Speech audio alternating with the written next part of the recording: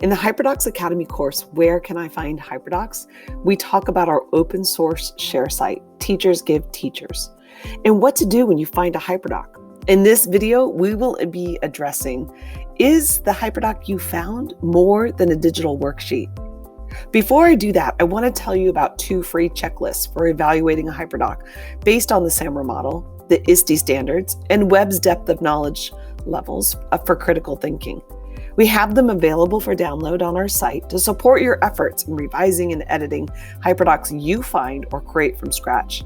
If you want to check them out now, you can find them in the link in the description of this video. Okay, so on to today's topic.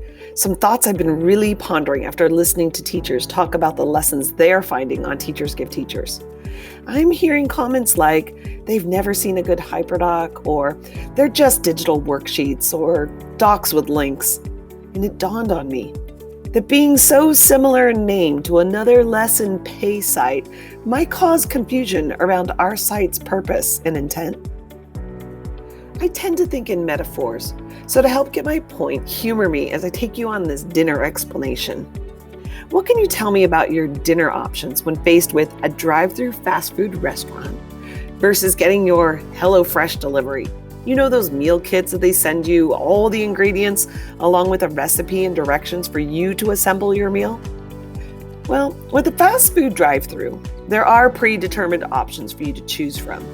When you order, the food comes fast and ready for consumption. With lessons, sometimes you want that. A fast search for a lesson, pre-made, ready to give directly to your students for their learning consumption. With a HelloFresh meal kit, though, you get all the ingredients sent to you, along with the directions and the recipe that you now have to cook.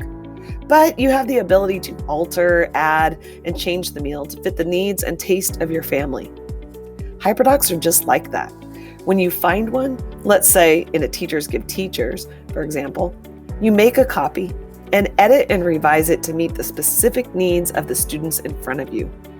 Whether these lessons are digital worksheets or simply docs with links is up to you and your design. But it is an honest question. How do I know my HyperDoc is more than a digital worksheet? To help you determine if your HyperDoc is more, we've created a self-evaluation checklist based on 3 qualifications.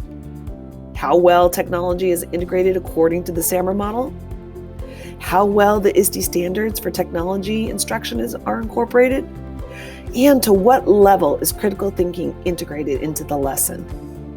Following these guidelines will ensure that your HyperDoc lesson is not only more than a digital worksheet, but a quality digital lesson that moves beyond just a task to complete and into a unique learning experience. Here's how to use the checklist. SAMR is a framework for moving through degrees of technology integration, ensuring that your lesson is moving away from simply using tech for tech's sake. It's not meant to be moved through in stages, but rather moving back and forth depending on if your lesson meets your learning goals for your students, if your lesson uses technology for enhancement or transformation of learning. Maybe that's the goal you have for that technology integration for that particular lesson. And also thinking, are there portions you can revise to meet your goals? You can start with substitution. Read the essential question, and if you're not sure the answer, move to the right to the checkboxes. These are the ISTE standards that can help identify the types of learning students are doing with technology and where it falls in terms of effective integration. Are your students collaborating, critically thinking, communicating, and creating? If yes, then you are off to a great start. But at what level are they doing these things? When looking at the SAMR checklist, tech for tech's sake would be just if you stayed at the substitution level, asking students to complete a fillable PDF or word processing, for example.